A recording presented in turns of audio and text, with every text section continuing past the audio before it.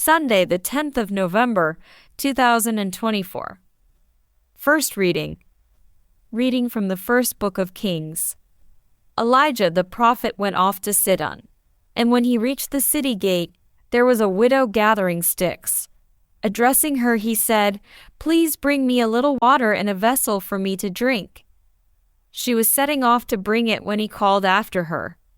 "Please," he said, "bring me a scrap of bread in your hand." "As the Lord your God lives," she replied, "I have no baked bread, but only a handful of meal in a jar and a little oil in a jug.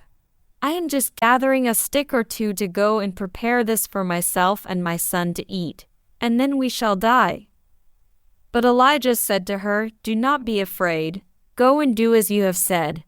But first make a little scone of it for me and bring it to me, and then make some for yourself and for your son. For thus the Lord speaks, the God of Israel. Jar of meal shall not be spent, jug of oil shall not be emptied, before the day when the Lord sends rain on the face of the earth." The woman went and did as Elijah told her, and they ate the food, she, himself, and her son. The jar of meal was not spent, nor the jug of oil emptied, just as the Lord had foretold through Elijah. Responsorial Psalm. My soul, give praise to the Lord. It is the Lord who keeps faith forever, who is just to those who are oppressed.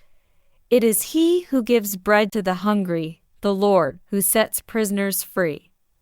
My soul, give praise to the Lord. It is the Lord who gives sight to the blind, who raises up those who are bowed down. It is the Lord who loves the just, the Lord who protects the stranger. My soul, give praise to the Lord. The Lord upholds the widow and orphan, but thwarts the path of the wicked. The Lord will reign forever, Zion's God, from age to age. My soul, give praise to the Lord. Second reading. Reading from the book of Hebrews. It is not as though Christ had entered a man-made sanctuary which was only modeled on the real one, but it was heaven itself, so that he could appear in the actual presence of God on our behalf. And he does not have to offer himself again and again, like the high priest going into the sanctuary year after year with the blood that is not his own, or else he would have had to suffer over and over again since the world began.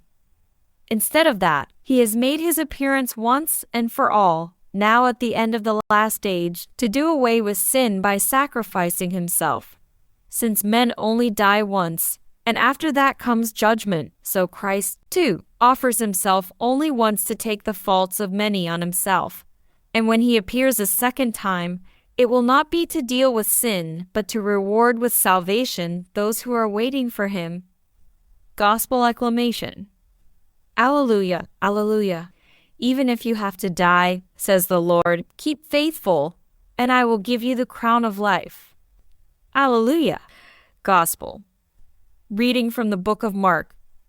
In his teaching, Jesus said, "Beware of the scribes who like to walk about in long robes, to be greeted obsequiously in the market squares, to take the front seats in the synagogues and the places of honor at banquets. These are the men who swallow the property of widows, while making a show of lengthy prayers. The more severe will be the sentence they receive." He sat down opposite the treasury and watched the people putting money into the treasury, and many of the rich put in a great deal.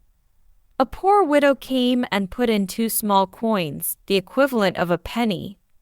Then he called his disciples and said to them, "I tell you solemnly, this poor widow has put more in than all who have contributed to the treasury. For they have all put in money they had over, but she from the little she had has put in everything she possessed, all she had to live on." Gospel of the Lord.